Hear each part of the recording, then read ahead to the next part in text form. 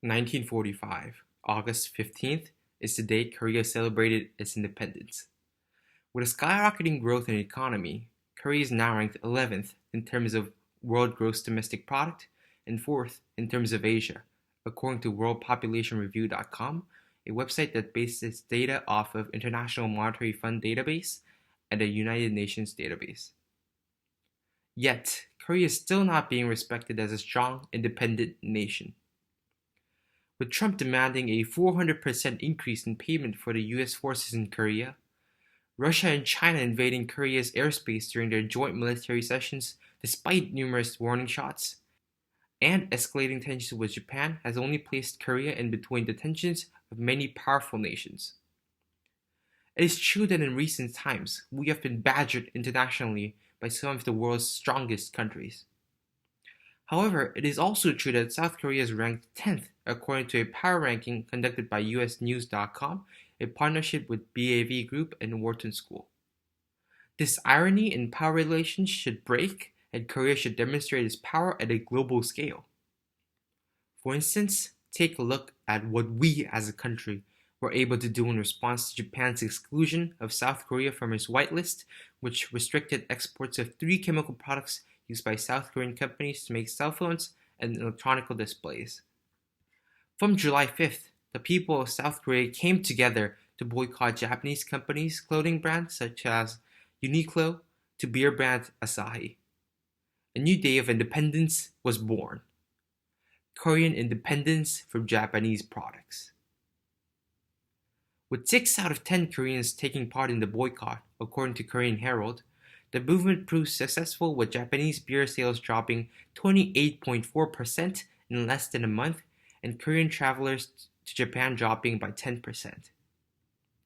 The movement has gained so much power that the Japanese Minister of Tourism came to Korea and sang Korea's national anthem and pleaded for the return of Korean tourists.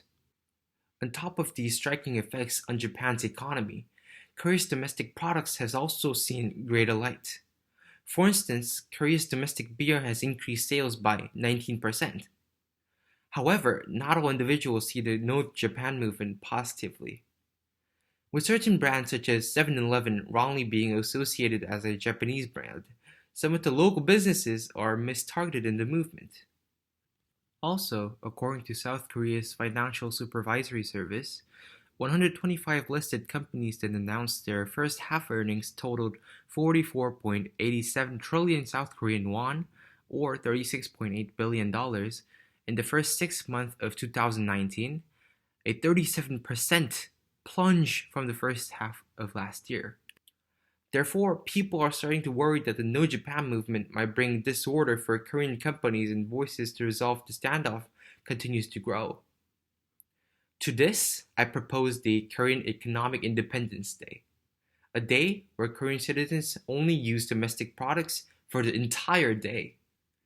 Taking place on July 5th, the Korean Economic Independence Day is like the No Japan movement in that the practice of the day is not mandatory, but optional. However, only lasting a day, the Korean Economic Independence Day will cut the potential long-term damage that may arise from mislabeling of certain brands and from continuous boycotting of foreign goods. The day seeks to commemorate the patriotic union of the Korean citizens to stand up against injustices and showcase the ability of Korea to independently sustain life.